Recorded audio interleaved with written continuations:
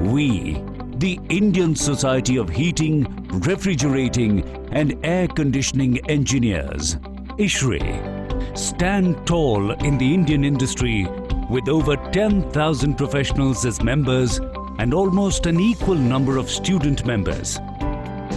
Founded in 1981 and headquartered in Delhi, we operate from chapters and sub-chapters spread all over India, bringing our entire industry together. Individuals become members of our society according to their professional and academic standings.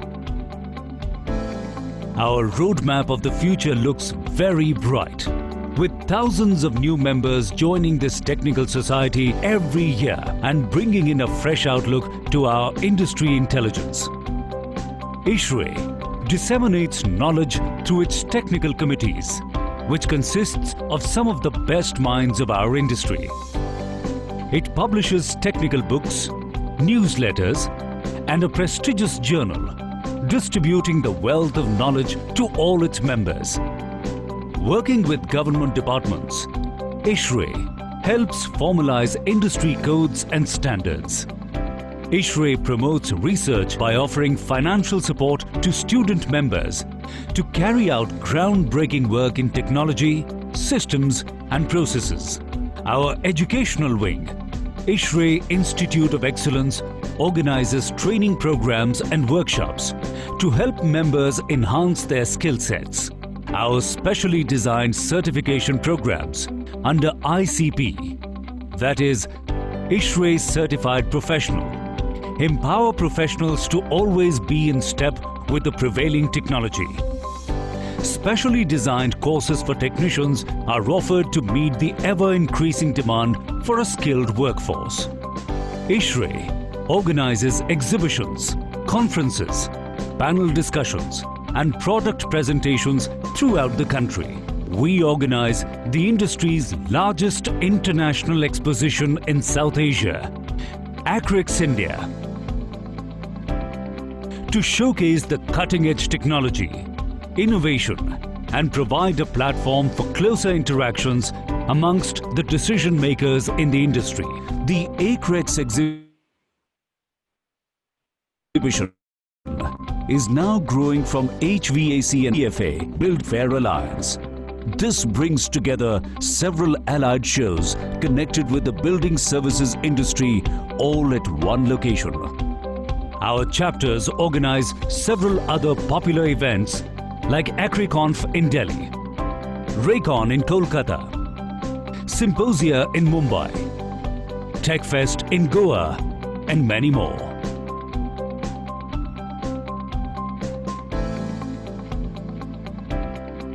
We are committed to provide training and career guidance to our student members through seminars, lectures, quiz contests and site visits. AQuest, a prestigious quiz competition organized by ISHRE to catalyze the transformation of the budding engineering professionals. ISHRE provides a platform to potential employers to select student members for careers in HVAC and our industry at the ISHRE Job Junction. Young minds are made aware of the need for saving power, clean air and sustainability.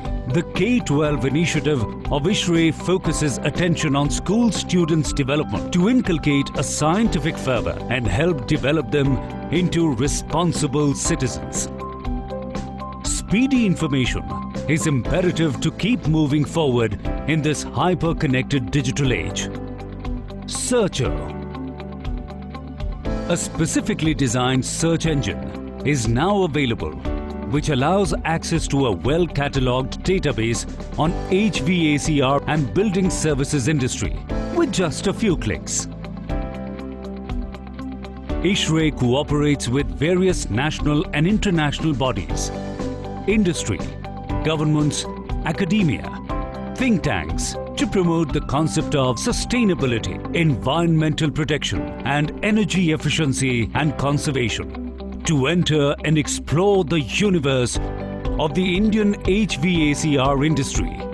Log on to ishray.in that unfolds a panorama of information.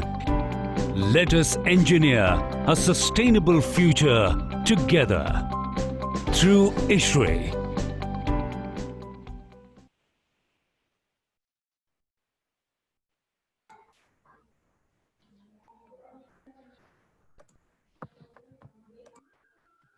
Good evening to all participants. I welcome Dr. C.P. Jawahar. He is working as a professor and head in the Department of Mechanical Engineering, Amity University, Madhya Pradesh since June 2019.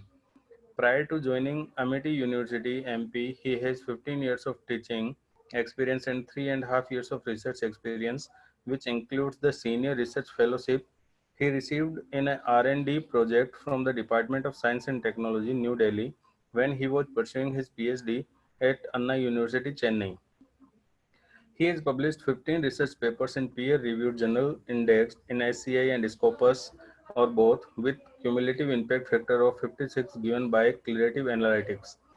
The most authentic organization for journal citation reports, he has 28 conference proceedings to his credit. He has guided one PhD scholar to complete his PhD and guiding two research scholars at present.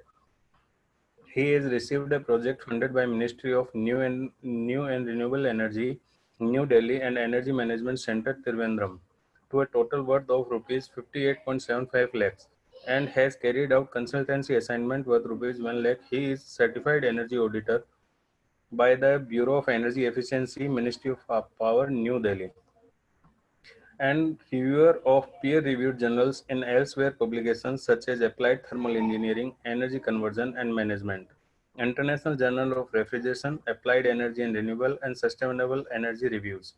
He is an active member of professional body ISRAE and was a past president Society year 2018-19 of ISRAE Coimbatore chapter. Thank you, sir.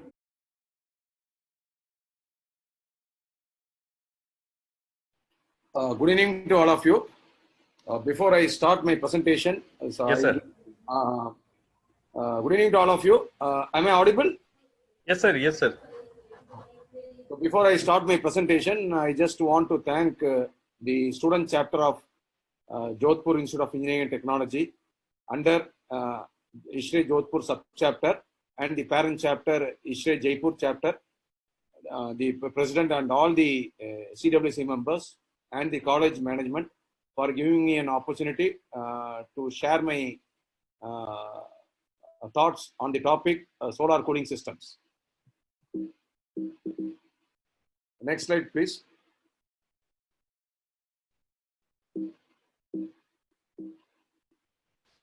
So this is the outline of my presentation. Introduction, solar energy, solar for PV, that is solar photovoltaic and solar thermal system, solar absorption cooling system, few case studies, and the estimation of TEWI, conclusions.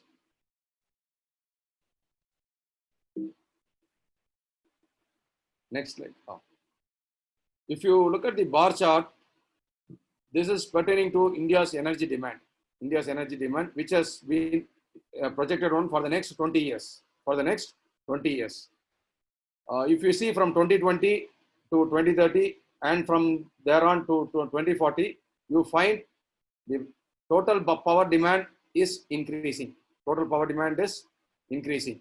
And the oil demand is also increasing. The increase is roughly about 300%. Roughly 300%. Why I have displayed this graph is, if we want to meet this energy demand or the power demand, we may not be able to get this power only from fossil fuel, because you know the fossil fuels are getting depleted over a period of time. At some point of time, we will not be able to extract coal or other fossil fuels. So the best alternate option is going for renewable energy. Next slide, please.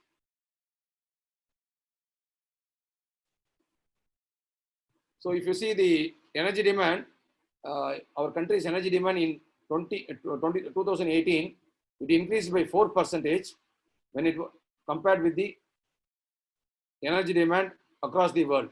which was about 2.3%.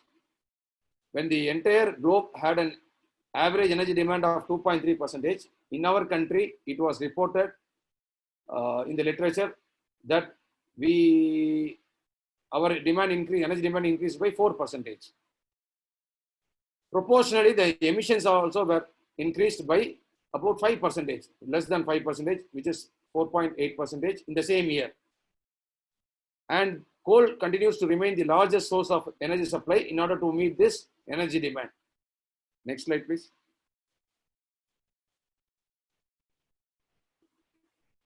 This is a bar chart which shows the power capacity additions in India from renewable sources. From renewable, both renewable and non-renewable sources. If you see the light green color chart, bar chart, light green color, that represents the contribution from renewable energy. The blue color represents the contribution only from solar energy,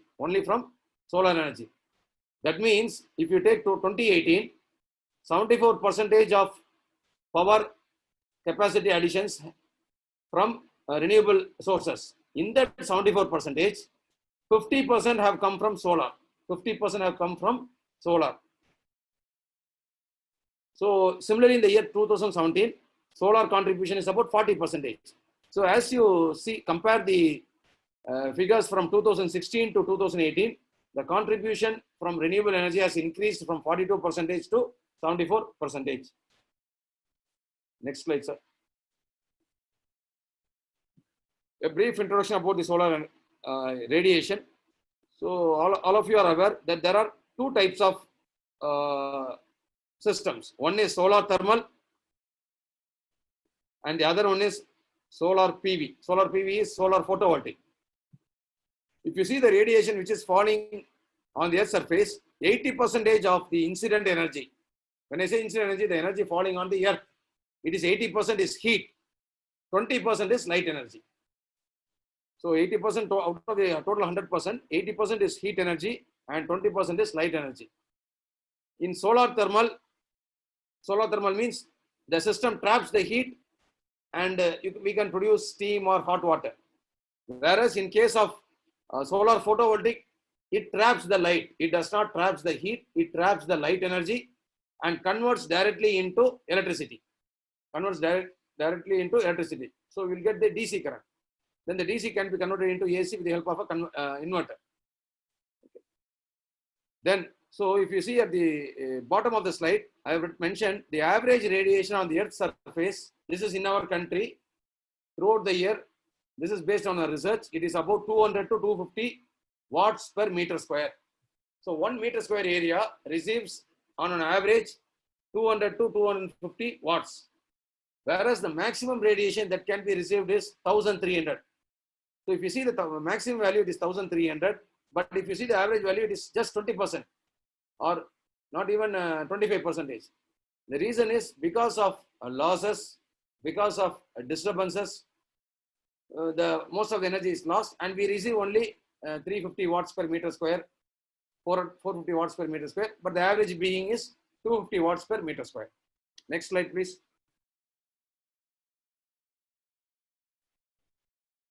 Since our country, most part of our country has a very good amount of solar energy for at least 300 days in a year, that is about 10 months in a year, our country has come up with a solar map, So you'll find most of the places, solar energy is available in plenty. So that is what is shown in the yellow color. Most part of our country receives good amount of radiation from the sun for at least 275 to 300 days in a year. We may not have the solar energy for all the 365 days, but at least for 10 months, in most of the places, we receive good amount of solar energy. So this map has been initiated by the government of India. Next.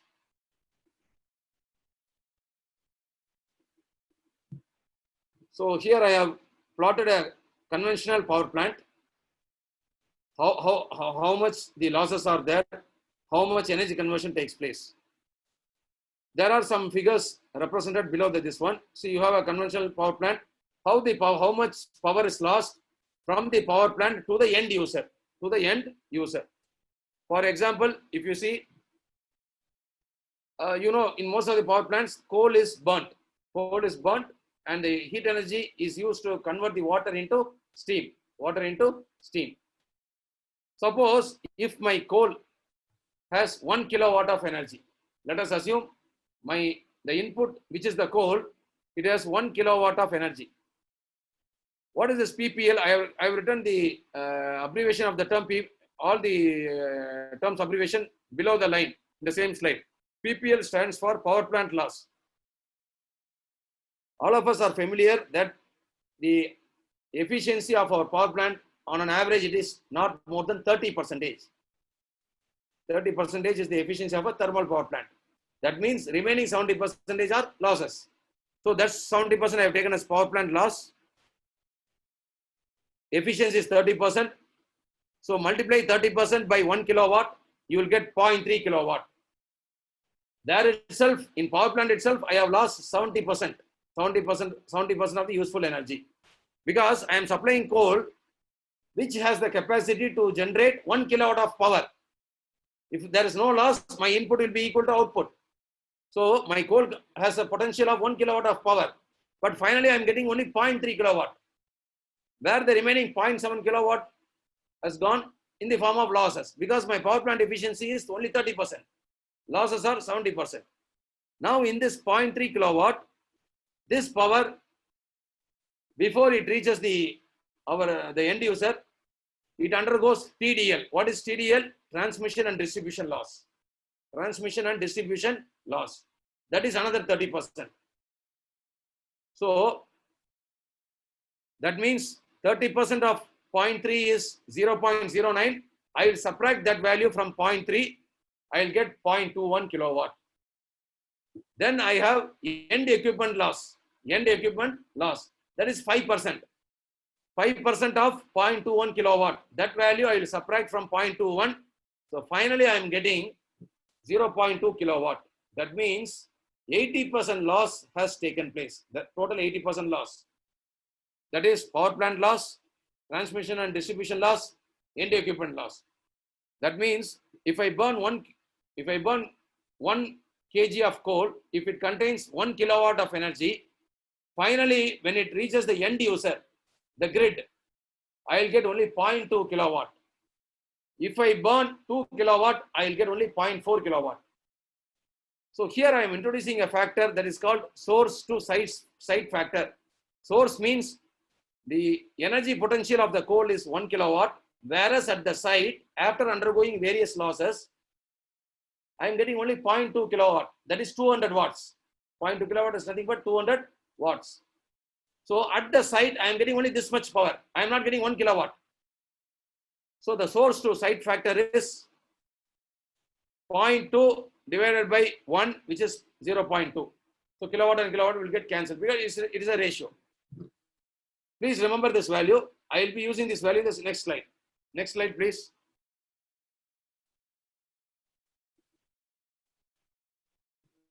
So now this table shows a comparison between vapor compression system and vapor absorption system.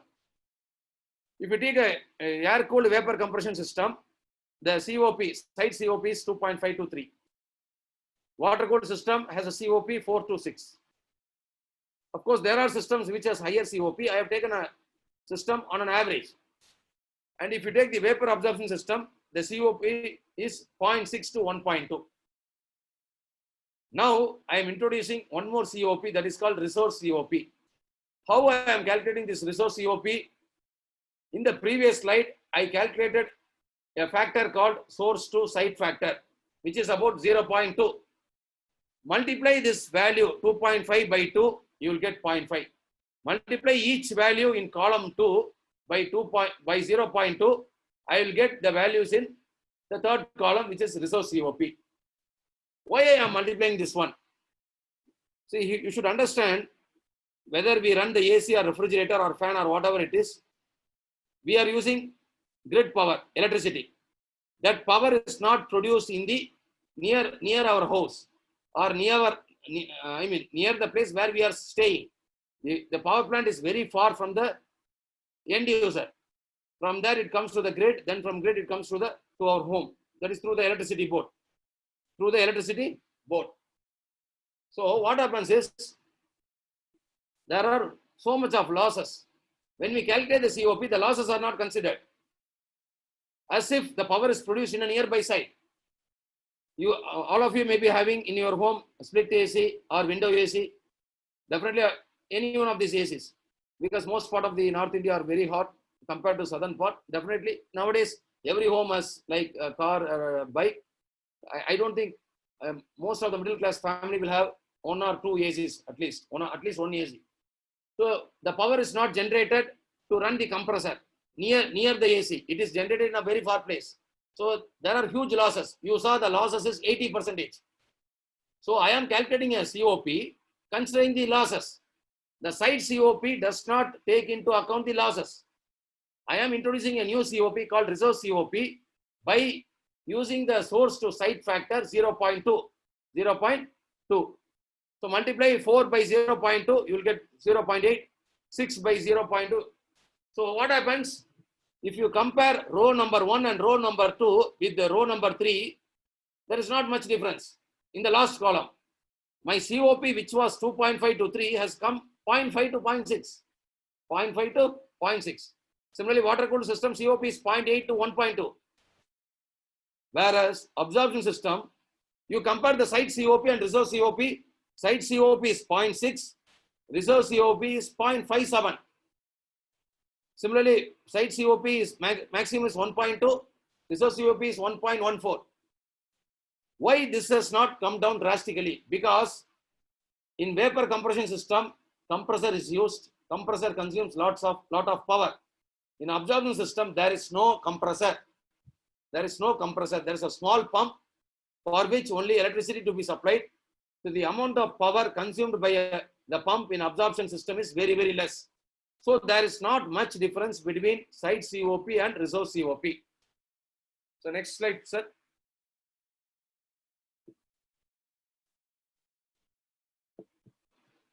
Next slide, please. This graph shows the comparison between the solar radiation which is available from morning to evening. Okay, from morning to evening, say morning 5 o'clock till night 8 o'clock, and the cooling lag. See, if you see, the red color line is the radiation. As time increases, we get more amount of heat that we can easily infer. The temperature is less in the morning, slightly it increases gradually, and by afternoon, 1 o'clock or 2 o'clock, it reaches maximum. Then again it comes down. Similarly, the demand for air conditioning also follows the same trend. Morning, the demand may be less, but as the temperature increases, okay, as the temperature increases, the cooling demand increases, and by evening it comes down. So if you see red color line, it is the radiation. The blue color line is the cooling load. That is the cooling demand for an air conditioner, and the green line represents the outside temperature. So if you see the red color line and the blue color line, almost both the lines follow a similar trend. May not be the same value, but the trend is similar. Next slide, sir.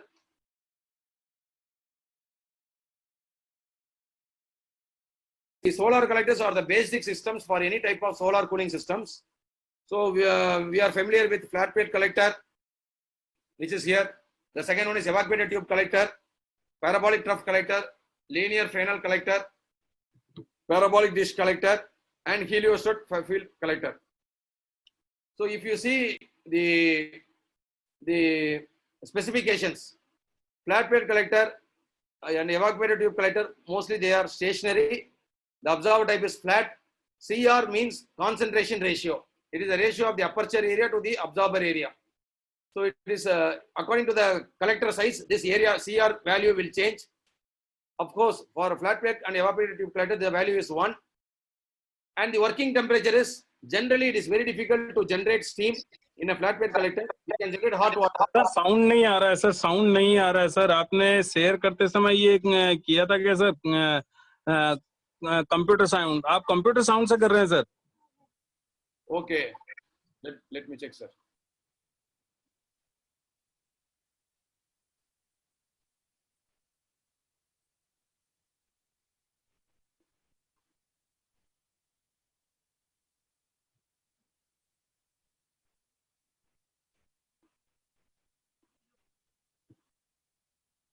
Sir, at the time of share screen, Bottom it is there. I understand. Share computer sound. Just a minute, sir.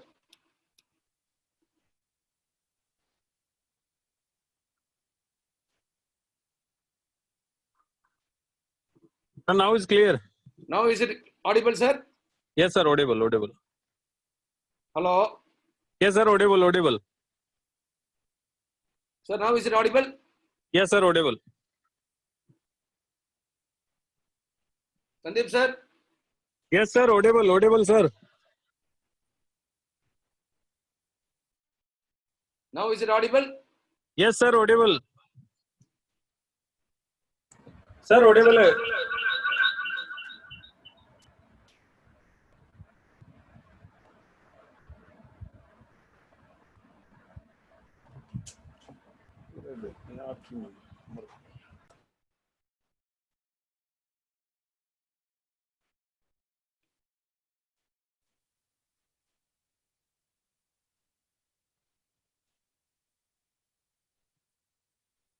Sir, please, sir.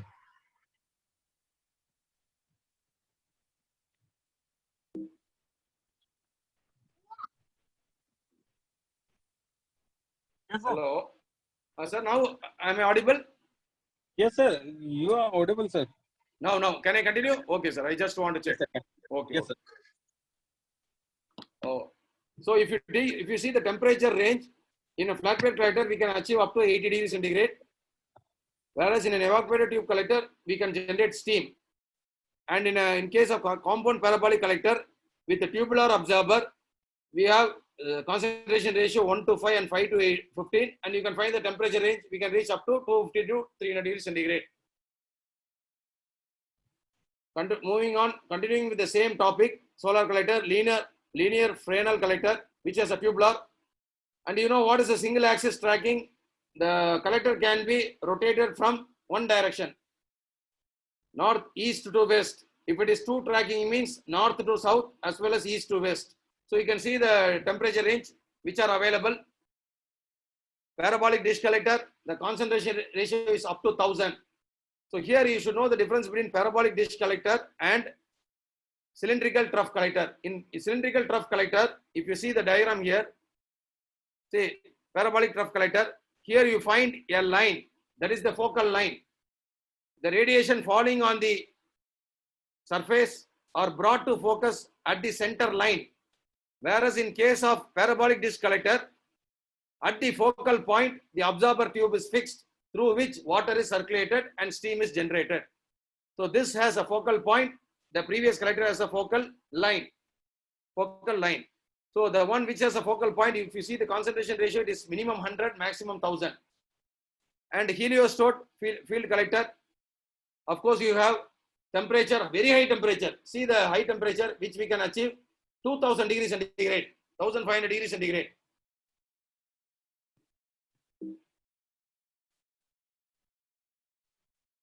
Next, we are going to see how these collectors are useful for solar cooling. How these collectors, which collector to use for which technology. Please look at this table carefully. It is a very, very important table. In case if you have any clarification, I will take any amount of time to clarify your doubts after I finish my presentation. If you take if you remember, there are two types of solar. One is solar thermal, another one is solar PV, which is photovoltaic. 80% of the energy is heat, 20% of the energy is light. So the first one is solar photovoltaic system. Let us take my input to the system is 1000 watts. My input. What is my input to solar PV panel? Sunlight, that is the light energy. It has potential to generate 1000 watts. So my input is 1000 watts. 1000 watts of light energy or 1000 watts of heat energy, whichever may be the case. Collected area 13.3 meter square. The efficiency of a solar photovoltaic panel is just 10%. So when I have an efficiency of 10%, we know efficiency is output by input.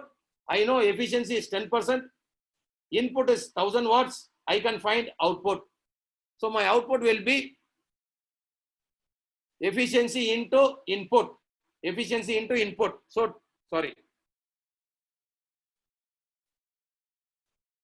So 1000 watts into 10% will give you 100 watts. Okay. So with this output, I can run a vapor compression refrigeration system or a thermoelectric refrigeration system. Only these two options are available because my output from the solar photovoltaic panel is 1000 watts, sorry, 100 watts. Input is 1000, efficiency is 10%. Multiply these two, you'll get output. Output is 100 watts. So with this 100 watts, I can run a vapor compression refrigeration system of COP3. COP is nothing but coefficient of performance. It is the ratio of cooling produced in the evaporator to the power consumed by the compressor. I will repeat, amount of cooling produced in the evaporator, how much heat is removed from the room by the refrigerant in the evaporator. That is numerator. Denominator is how much electricity is supplied to the compressor. So I can, with 100 watts output, which comes from the solar photovoltaic panel, I can run a vapor compression refrigeration system which has a COP of 3. So here I know my COP is 3. Okay. My output from the solar panel is 100. I multiply COP by this output. I will get amount of cooling. So I can produce 300 watts of cooling with a system, the vapor compression refrigeration system, which has a COP of 3, with which 100 watts of power is supplied. If I supply 100 watts of power to the compressor of a vapor compression system whose COP is 3, I will get a cooling effect of 300. Formula is cooling effect divided by power consumed by the compressor is equal to COP. So just multiply COP and the power input to the compressor. Remember, this 100 watts is the power output from the solar photovoltaic panel. This power only I am giving to the compressor. So this is the input power to the compressor. Don't get confused by the term. This 100 watts power output, which comes from the solar photovoltaic panel, is the power input to the compressor, which will produce a cooling effect of 300 watts if the COP of the system is 3. That means the resource efficiency is 30%. How I got 30%? 300 divided by 1000. Next, with the same 100 watts, I can run a thermoelectric refrigeration system whose COP is 0.5. So 0.5 multiplied by 100 watts, I will get only cooling capacity 50 watts. 50 divided by 1000 will give you my efficiency 5%. So this is about solar photovoltaic panel. Now it comes to solar thermal system, evacuated tube collector. I have 100 watts of heat energy is given. So the area of the collector is 2.66. Efficiency of the collector is 50. That means if I give 1000 watts of heat energy, efficiency is 50%. I will get 50, okay, I will get 50% of 1000 watts, which is 500 watts. 500 watts as output with 90 degrees centigrade hot water. If I have this output, then I have 4 options. Single effect absorption system, VARS means vapor absorption refrigeration system, desiccant cooling system, vapor adsorption. Absorption means AB, this is adsorption AD. So I have used the word A suffix D, and ejector refrigeration system. And the single effect vapor absorption system has a COP of 0.7. My input is 500 watts. So how much cooling I will produce? 0.7 into 500, 350 watts. My efficiency is 35%. Like that, you can calculate the cooling effect for all the system because I know the COP of the system from the literature. Desiccant cooling 0.7. So I can produce a cooling of 350. Ejector system 0.3. 0.3 into 500. Because this 500 output is the input for the ejector system. So 0.3 into 500 is 150 watts. So like that, we can calculate with a linear collector, I will get 500 watts, 150 degrees centigrade, hot water, that is steam at 150. With a thermal parabolic collector, I will get 250 degrees centigrade with a heat output of 500 watts. So these are like this, you can calculate the cooling effect of different systems. So according to the available energy, according to the output from the solar system, I will select which system to go. This is a very, very important table. These 2 tables are very important. Now coming to the main topic, what do you mean by solar absorption cooling system? It is a system which produces cooling with a heat source. With a heat source. It does not consume electricity. It requires very less electricity. It is not like a compression system. It uses two environment-friendly working fluids. One is water lithium bromide and the other one is ammonia water. It has a high resource efficiency. How I am telling high resource efficiency? You please see this table. Single effect vapor absorption system efficiency is 35%. Next slide. Double effect vapor absorption refrigeration system efficiency is 60%. How I got this 60? My input to the system is 500 watts. COP is 1.2. Multiply 1.2 by 500, I'll get 600 watts of cooling. 600 divided by 1000 will give 60% resource efficiency. So water lithium bromide system is mainly used for air conditioning, and ammonia water system is used for process cooling. Because in water lithium bromide system, water is the refrigerant. All of us know the freezing point of water is 0 degrees centigrade. So we cannot use water as refrigerant below 0 because it will freeze. Whereas freezing point of ammonia is minus 77. So I can use ammonia water system for minus 20 degree, minus 30, minus 40 application, minus 70. So that is why ammonia water system is used for industrial applications. Water lithium bromide system are used for air conditioning. And the capacities available are from 3 tons of refrigeration to 5,000 tons. Next, types of solar absorption cooling system. Single stage, 2 stage. In 2 stage, we have 2 stage triple effect. Then we have GAG system. It is not gas, it is GAGs. Generator absorber heat exchange system. Let us see how these systems are operating. I will take little bit time to explain the first system, single stage system, because that is very, very important. Because you may not be knowing the fundamental of that system. So I'll take some little bit time to explain about the system. Please listen carefully. And these are the properties based on which for water, water is the refrigerant. LiBr, lithium bromide, is the absorbent. In ammonia water system, ammonia is the refrigerant, water is the absorbent. So how to know which is refrigerant, which is absorbent? In our country, refrigerant is written as the first, absorbent is second, written as the second. Whereas in USA, they will write LiBr hyphen H2O. They refer absorbent first, then refrigerant second. Whereas in our country, we write refrigerant first, then absorbent. And you know the important properties of refrigerant are latent heat should be high, low freezing point, low viscosity, absorbent, vapor pressure should be low, low viscosity. And what is the solution? Solution means mixture of refrigerant and absorbent. So these are the properties which is self-explanatory. You can go through it. Okay. Here I want to tell one important thing. For ammonia, why water is selected means ammonia and water have very good affinity. Okay. We cannot select any other absorbent for ammonia. For ammonia, only water is, because water has very good affinity for ammonia. Similarly, LiBr, lithium bromide, has very good affinity for water.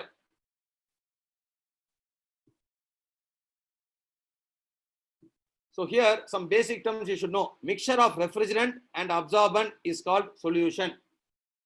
That means some amount of ammonia, some amount of water I mix, that is called solution. Then there are 2 types of solution. Weak solution, strong solution. What do you mean by weak solution?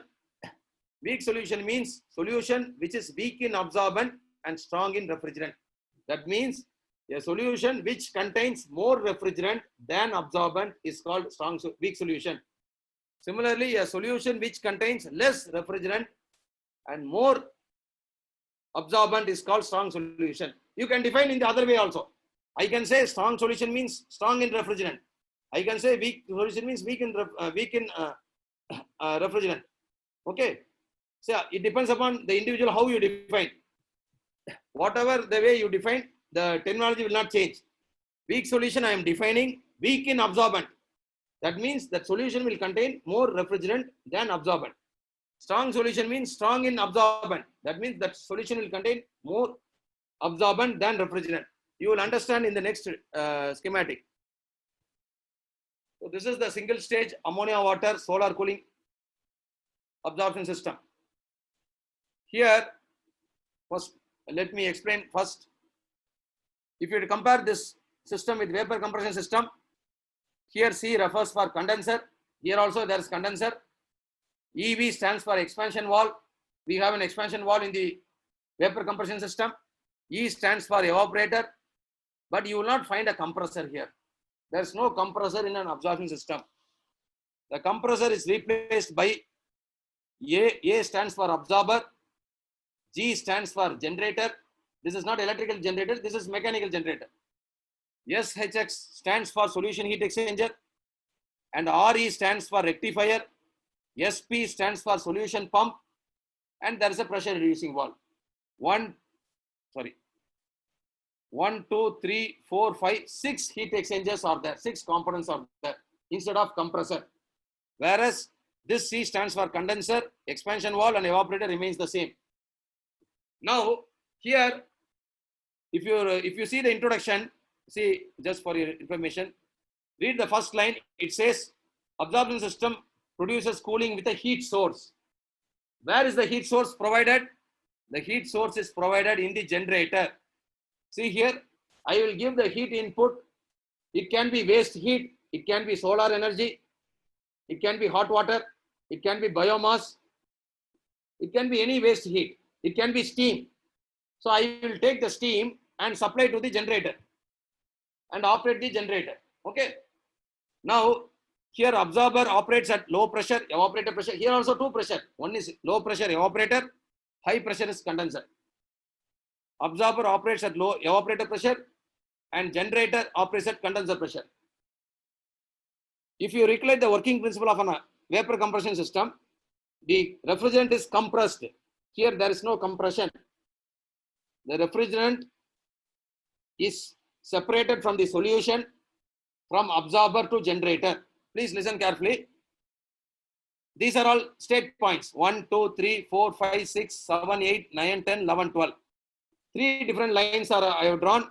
The solid line is weak solution. That is 1, 2, 3 is weak solution. 4, 5, 6 is strong solution. And these long line and short line is called refrigerant. There are 3 types of circuit. This is weak solution circuit. 1, 2, 3. 4, 5, 6 stands for strong solution circuit. And 7, 8, 7, 9, 10, 11, 12 stands for refrigerant circuit. The process starts from the absorber. Let us take absorber temperature 35 degrees centigrade. Absorber. See here, I have written absorber temperature is 35. Condenser is also operating at 35. Absorber and condenser can be cooled either by air or by water. It can be air cooled system or water cooled system. Evaporator temperature I am having -10. Now there is a formula with which I can calculate the heat source temperature. What is the formula? TA into TC by TE plus 20 degrees centigrade. The 20 is like factor of safety. Here you have to substitute the temperature in Kelvin. I will get my heat source temperature as 108. 108. So let us go back to the previous slide. Which type of collector I can use for 108? I can use, see here, solar thermal system linear Fresnel collector, 150 degrees centigrade. If I use this collector as a heat source, I will generate steam at 150. I can supply this steam to my system because my heat source temperature is 108. When we change these temperatures, TA, TC, TE, this heat source temperature also will change. Okay, you can calculate, but you have to substitute the temperature in Kelvin, not in degree centigrade. Now here, absorber is 35, condenser is 35, evaporator is -10, generator heat is supplied as 108. Let us take 110. Let us take 110. So here 110, 35, 35 and evaporator. Now state point 1, the weak solution. Absorber is low pressure. Generator is high pressure. All of us know a liquid cannot move from low pressure to high pressure unless we use a pump. Whereas liquid can flow naturally from high pressure to low pressure, but not from low pressure to high pressure. So I use the solution pump because it is pumping a solution. What type of solution? Weak solution. At what temperature? 35 degrees. This is only for understanding. These values are only for understanding. So the solution leaves the absorber at 35 degrees centigrade. What is this X? X stands for concentration. You remember in the previous slide I defined two solutions. One is weak solution, that means strong in refrigerant. Strong solution means weak in refrigerant. That means when I say X is 0.42, my weak solution contains 42% refrigerant, ammonia, remaining 58% water. Okay, 42% ammonia, 58% water. Similarly, here I have written X is equal to 0.31. That is strong solution. All this orange color are strong solution. This line 4, 5, 6 is strong solution. So that contains 31% ammonia and 69% water. Please do not compare horizontally, you have to compare vertically. See here in X1, ammonia is 42%. In X6, ammonia is 31%.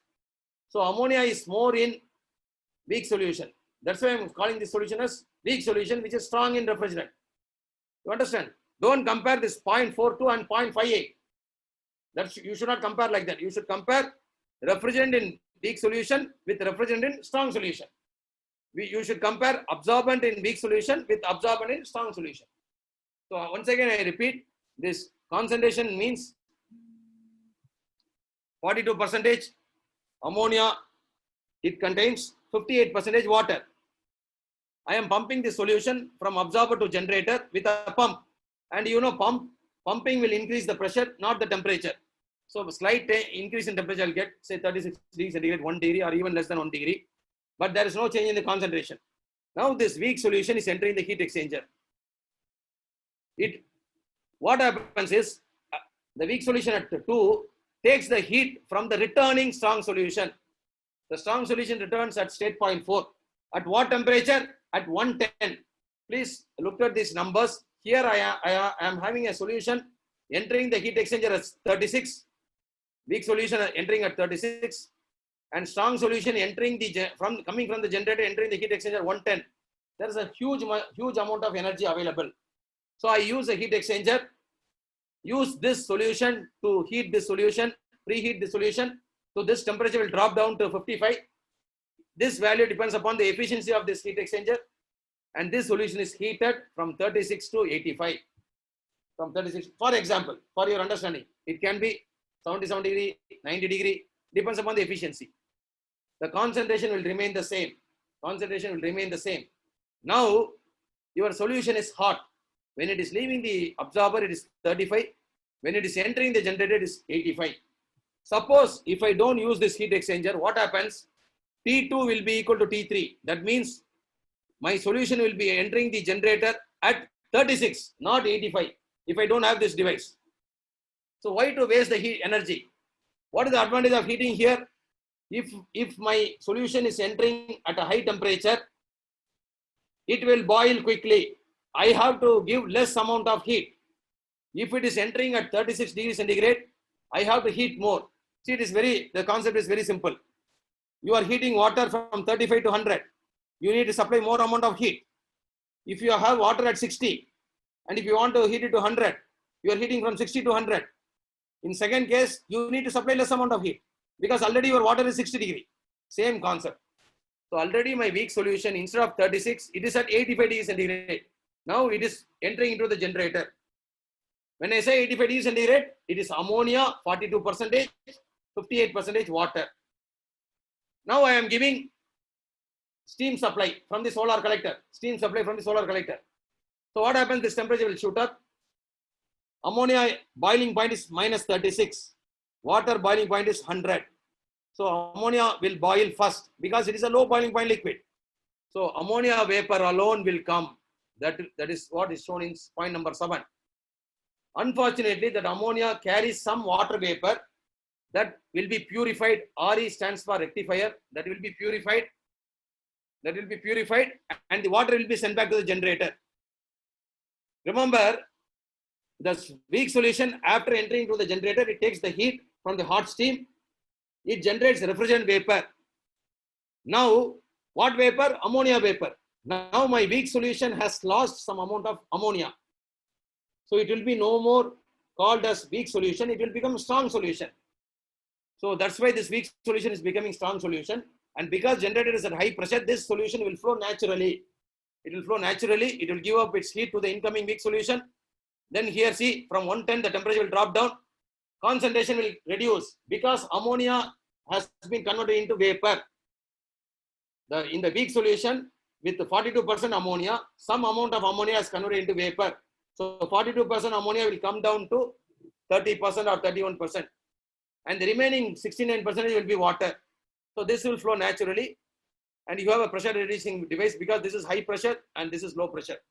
And the absorber will be absorbing the solution. I will tell how this strong solution becomes weak solution again. Okay, I'll finish this circuit. Now the refrigerant vapor, see the concentration, 90%, 0.9. That means the vapor contains 90% ammonia, 10% water. So the 10% water is removed in the rectifier. My ammonia concentration will increase. It will be 99%. You cannot say it is 100%. It is always less than 100%, 98 or 99. This ammonia vapor goes to the condenser. This is similar to vapor compression system. This is similar to vapor compression system, where the vapor from the compressor goes to the condenser, gets condensed. The liquid refrigerant comes expanded. It produces cooling in the evaporator, like a vapor compression system, by removing the heat. Then the liquid refrigerant will become vapor refrigerant. In vapor compression system, vapor refrigerant goes to the compressor. In absorption system, vapor refrigerant goes to the absorber. Now this low pressure refrigerant vapor, ammonia vapor, will be absorbed by this strong solution, whose concentration is 0.31. This solution is absorbing this vapor, which is 99%, ammonia, only 0.1% water. So what happens? My ammonia concentration will increase, and again, if steady state is maintained, it will become 0.42. Again, the cycle will continue. The COP of this system is amount of cooling produced in the evaporator divided by amount of heat supplied in the generator, QE by QG. Understand? So this is single stage. Why it is called single stage? Because heat is supplied at only in one place in generator. Two stage. You have two generators, two absorber, only one condenser evaporator. I am giving heat input to generator 2 and I am giving heat input to generator 1. Two generators. But in generator 2, I give heat from external source. For single stage, it is 110. For double stage, it is 150 degrees centigrade required or 160 degrees centigrade. So I can use this system. When I want 150, I can go for this one. If my heat source temperature is 170, 180, I'll go for parabolic trough collector. Okay. So here, in two places, heat input is given. In two places, see here also refrigerant vapor generates. Here also refrigerant vapor generate.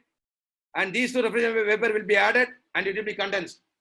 So amount of cooling produced is increased. And heat supplied to generator 1 is the heat rejected by the absorber. Remember, in previous slide, condenser rejects heat, absorber rejects heat, rectifier rejects heat. All these heat are removed by the air or water. In two-stage system, whatever the heat rejected by the absorber, I am not letting it to go to the atmosphere. I am supplying to the generator. So my denominator comes down, COP increases. The COP of the system is 1.2. Then two-stage triple effect. Triple effect means generator 2, heat is supplied from external source. Generator 1, heat rejected by condenser 2 and heat rejected by absorber 2. So 1, 2, 3. 3 places heat input is given. So the COP of the system is much higher.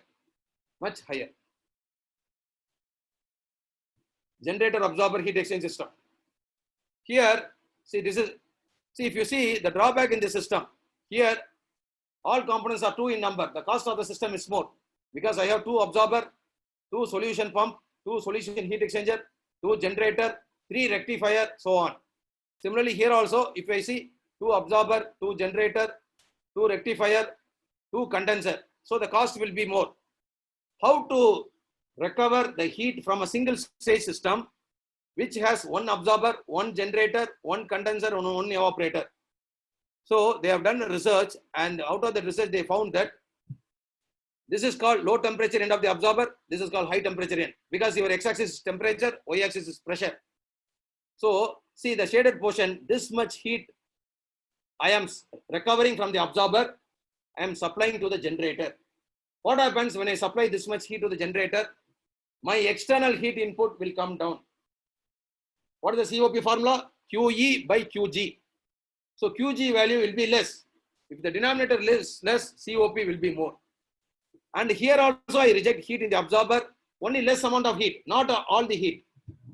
2/3 of the heat is supplied to the generator, thereby reducing the heat input in the generator, and 1/3 of the heat only is transferred to the surrounding. Okay. So next few slides, I will be explaining about my PhD topic. I used pinch point analysis, which is a chemical engineering concept, to recover the heat as much as possible. And I use this concept. Okay, see here, this is the amount of heat recovered in the normal system, QSHX, whereas QIHR, this much heat I am able to recover in my system using this concept. Because of this, my heat input has come down from this much quantity to very low quantity. Okay, and this is my system in which I used lot of heat exchangers. I did my PhD in vapor absorption system, 3-ton capacity. See here, solution leaving the absorber is first heated in a high pressure gas. It leaves at 53. Then it goes to another heat exchanger. It comes out at 64. Then it enters at 64. It comes out 87. Then from 87, it goes to another heat exchanger 90. Then from 90 to 94. I am heating. So in a normal vapor absorption system, you will not find all these 5 heat exchangers. Only heat exchanger SX1 will be there. All these 4 I have added in my research work. I have optimized the system, calculated this energy calculations, energy recovery, how much heat can be recovered by using pinch technology. By using this graph, I have designed my system, because of which I can able to heat the solution from 45 to 94 using internal heat, not external heat, internal heat. So what happens when my solution, weak solution, enters the generator at 94, it will boil very quickly. It will boil very quickly. If I don't use this heat exchanger, it will enter at 45. Where is 45 and where is 94? There is a difference of 50 degrees centigrade. So this is my system. See, this is the absorber fin. This is the evaporator coil. Okay, this is the generator. This is the rear side. See here, this is my complete view. This is the solution pump, which is used for pumping ammonia water solution. I used a burner. I was using diesel, but this burner can be operated with biodiesel also. This is the evaporator. This is the flow meter. This is the generator. Okay. This is after insulation. See here, this is my generator. And you have so many heat exchangers. Absorber and condenser are air cooled. Absorber and condenser are air cooled. See, this is my absorber and condenser put together. This is the top view. So here only the hot air comes out. And the fan, a common fan is used at the bottom of the absorber and condenser. So 1 HP fan was used. This pump capacity is 2 HP. Put together is 3 HP. And the power consumed by the entire, by this pump and the fan is 750 watts. The power consumed by the pump and the fan is just 750 watts. Maximum power. It is not even 1 kilowatt. And this is my system. This is the conventional system. Because of pinch point technology, I added heat exchanger. I modified the system. I got higher COP. See here. So I have got the maximum improvement in efficiency is COP is 55%. 55%. How this my modified cycle means this cycle. I have added 5 heat exchangers. 5 heat exchangers. So this is the okay. This is high pressure gas, low pressure gas. This is available already. SX1 is already available in all system. SX2 and solution cooler. 4 heat exchangers I have used additionally. So I have got COP improvement up to 55%. Now let us see some solar cooling installations in India. If you see, 59% of the projects are solar process cooling or heating. It can be a heat pump, or it can be a air conditioning system, or it can be cold storage. Then 18% is solar cooking, replication project, and green is 13% solar cooking demonstration project. I have taken this chart from UNDP, okay, United Nations Development Program. And this is the solar cooling installation in the world. If you see this pie chart, more than 70% of the installations are of absorption type. Absorption, that is either ammonia water system or water lithium bromide system. The remaining 30% is solid desiccant cooling, solid liquid cooling, and adsorption.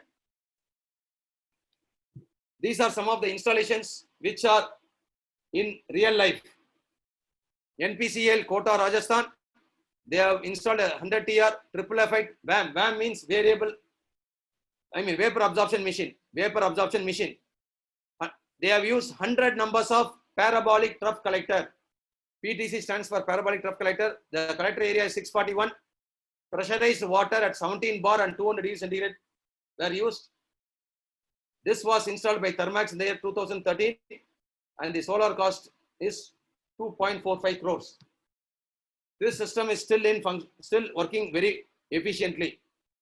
And like that, you can see Noida, then you have Thane, Pune, Haryana, Manesar. These are some of the installations for your what are the installations that have taken place in the past, like from between 2010 to 2014. The source I have taken from Sun Focus magazine 2014. You will find this table in this magazine. This is a parabolic parabolic trough collector based 100 kilowatt triple effect vapor absorption machine. See collector area.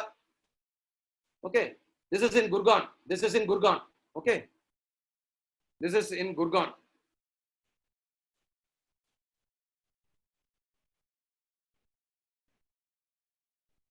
Collector area 288. Chilled water. Water is cooled from 12 degree to 7 degree. And what is the input to the system? Hot water at 200 or 2, and it comes out at 2. It goes at 210 and comes out at 200. COP of the system is 1.7 because it is triple effect. Double effect has COP 1. My heat input to the system is 200.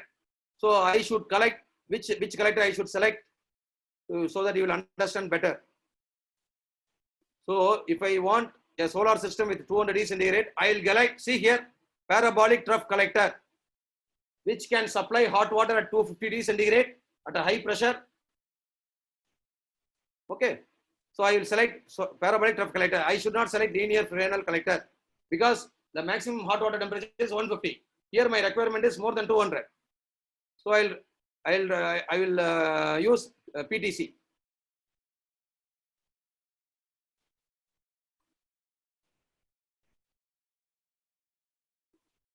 And this is the same PTC system, a small system, 15 kilowatt, double effect. COP is 1, hot water, see here, double effect is 170, 180. Triple effect, source temperature increases 200, 210. Okay. So for 180 also I will use PTC only. I cannot use the other collector. Collector area is 72 because power capacity is less. So the area of the collector also will be less. Chilled water is sent at 15 degree and it is cooled at 10 degree.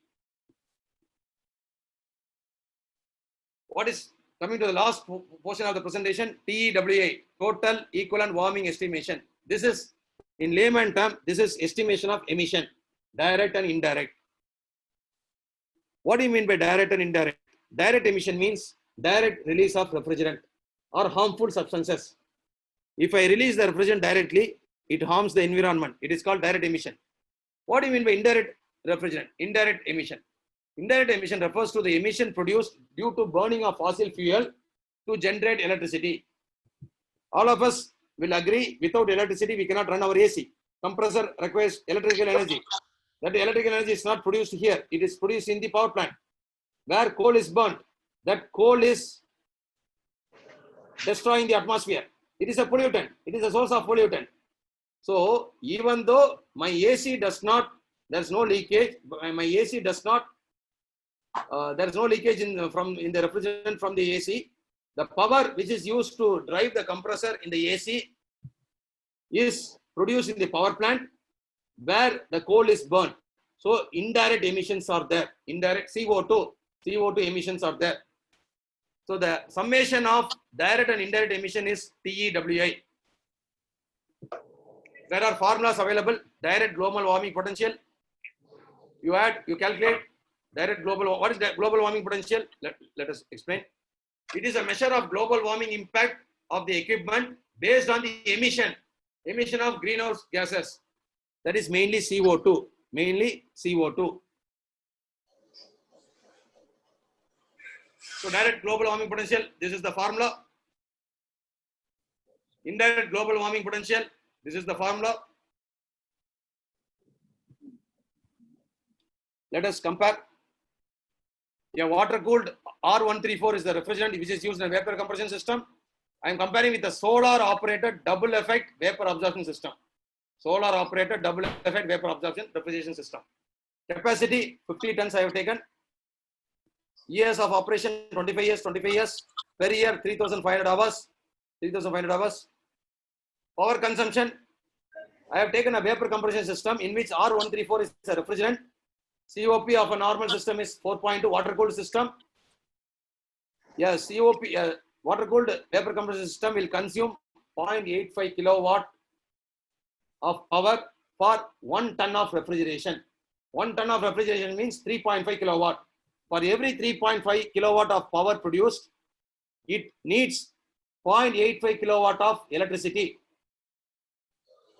Refrigerant charge, only 50 kg is required for 1 ton 1 kg. So for 50 and 50 kg, here you need 500 kg. Leakage rate is a standard value, 0.5%. There's no leakage in the system because we are having the solution. We are only having the solution. Recycling factor 75. CO2 emission. That means these are all standard values which you will get from the literature. To generate 1 kilowatt hour of electricity, how much kg of carbon dioxide is liberated? The R134 system will liberate 1.1 kg, and this is also 1.1 kg. Okay. Now, what is the GWP value? Global warming potential. Why I put hyphen for GWP for the VARS? Because ammonia water is an environment friendly refrigerant. Ammonia is an environment friendly refrigerant. It has no GWP. It does not pollute the environment. So the value is 0. Whereas GWP for R134A is 1430. I apply in this formula. All these values are given in the table. I apply in this formula. You can calculate the indirect emission. I am getting direct emission to 26,813 kg of carbon dioxide. There is no direct emission for vapor absorption system. Okay, because there is no GWP. There is no GWP. And indirect emission 40,90,625 kg of carbon dioxide. This value will change if the capacity of the system changes. If you have 100 ton, this values will be more. And I calculate solar double effect VARS indirect emission in the same formula. I get 2,40,000. Add direct with indirect. So in case of a vapor compression system, which uses electricity, 41,17,438 kg of carbon dioxide is released per year. Whereas in a solar operated absorption system, because solar energy is renewable, absorption system does not require much electricity, no moving parts except a small pump. It is a heat operated system, so the emission has come down. It is just 2,40,000. When you convert this into percentage, the CO2 emission for solar based vapor absorption system is just 6%. 2,40,000 is just 6% of 41 lakhs. And this is the 41 lakhs kg of carbon dioxide is the emission produced by so many cars, nearly 1,500 cars. more than 1,000 cars on Indian road. An average car produces 4,500 kg of carbon dioxide in a year.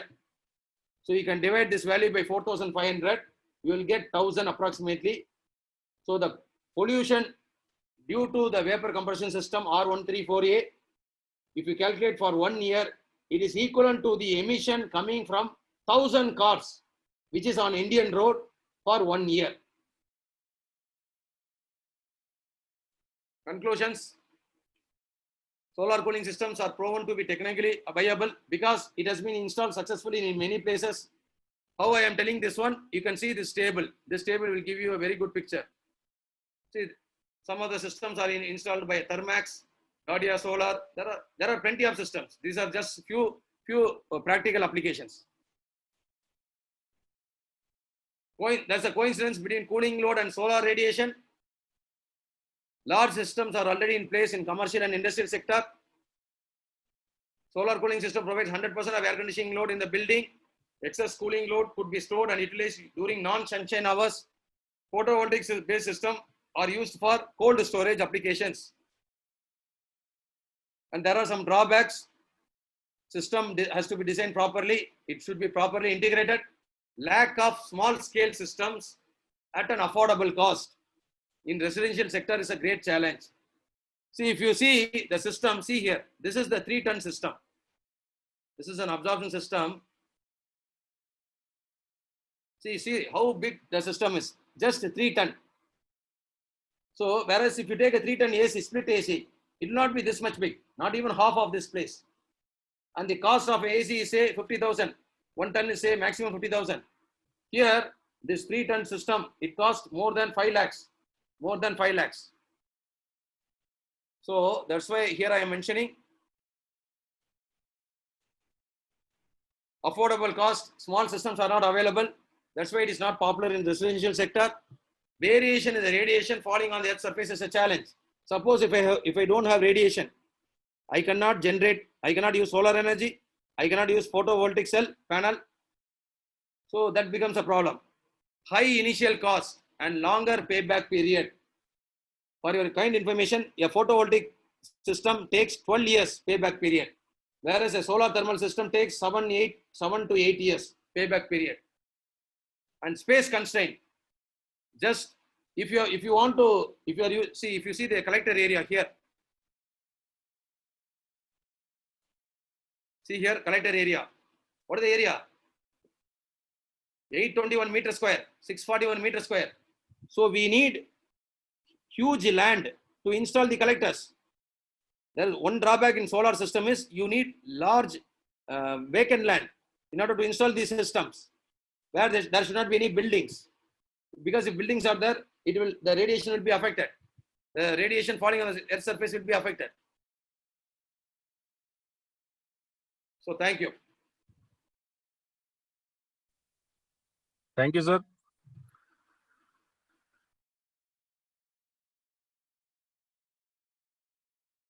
Questions? Sir, some questions are there. Yes, First sir. one is what is COP? COP stands for coefficient of performance. It is like efficiency. Generally the term efficiency is not used in air conditioning system. We use efficiency only for engine, or when we for any other heat transfer device. But normally the output of the system, which is cooling effect divided by power consumed by the compressor, is called coefficient of performance. It is like efficiency. But efficiency cannot be more than 1. COP can be more than 1.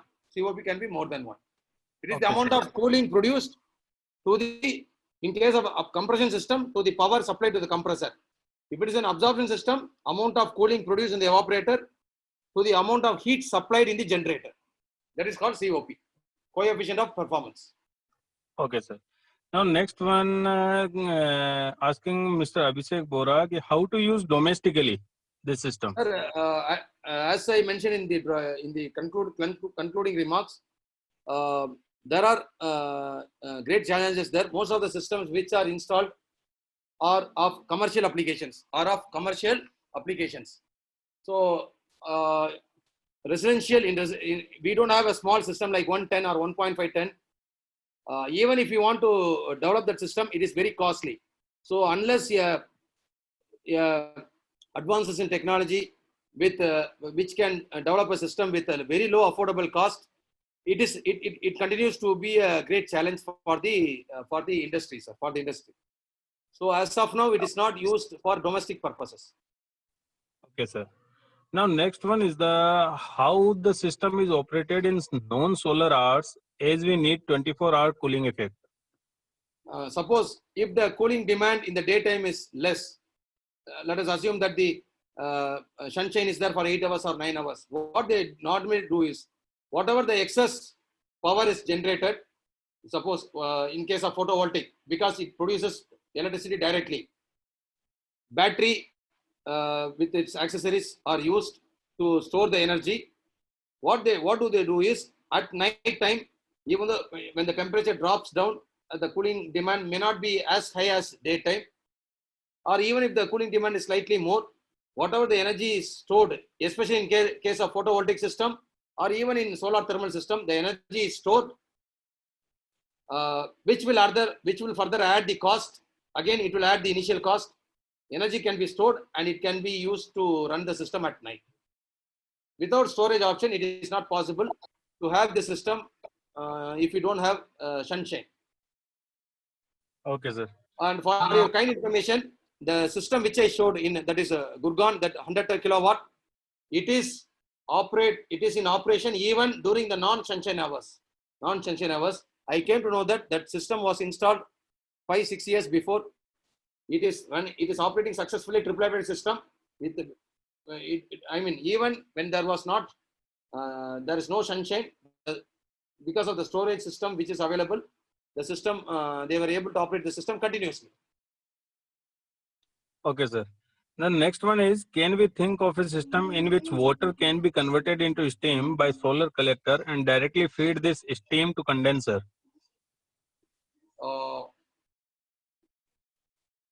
Yes, sir. It is possible. It is possible. We can convert the water into steam, but the problem is, in evaporator, what refrigerant will be used? What type of refrigerant it will be used? What type of refrigerant will be used? Again, if they are using a normal water, say, suppose if I want -10°, I want to cool a product, -10, I cannot use a water. So I have to go for ammonia water system only. I have to go for ammonia water system.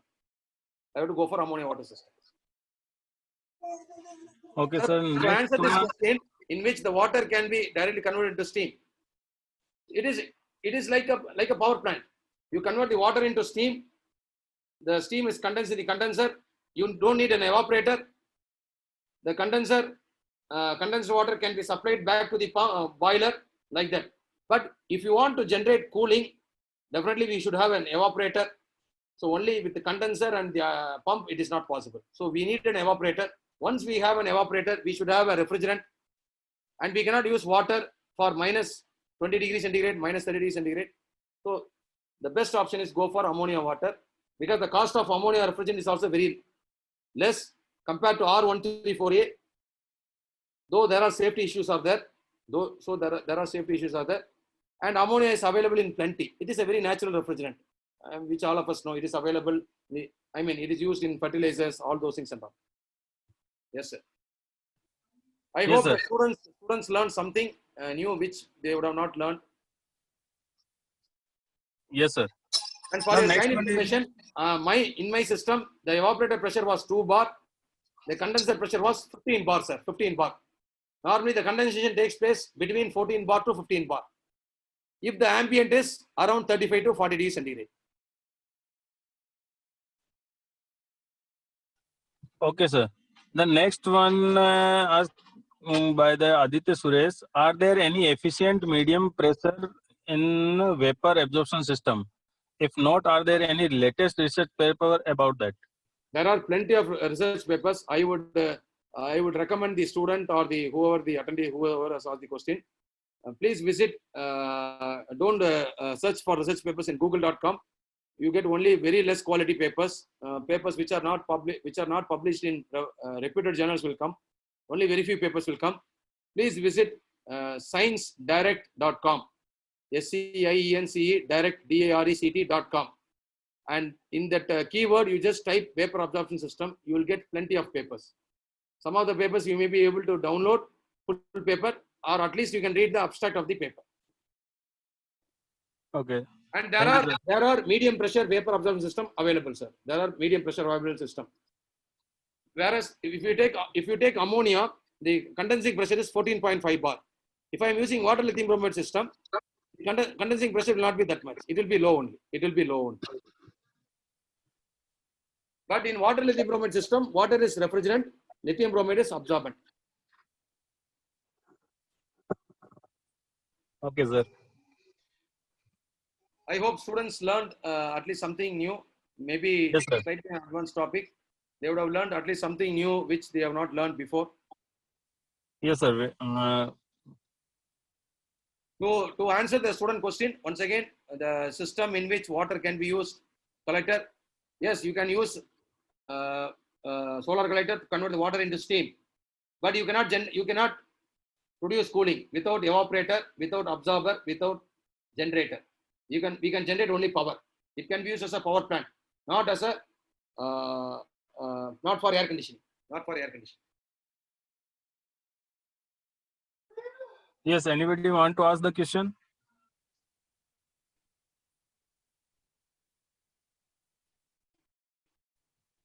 No? Thank you, sir. Thank you, Now sir. I invite our Jodhpur chapter president, Mr. Mahendra Sethi, for the vote of thanks. Sir, I have given my email ID. You can send the PPT to the participants. My email ID is there on the second slide. And if any student wants to ask any questions, and you can give my number also, sir. I am available for any discussion over phone. Okay, sir. Okay.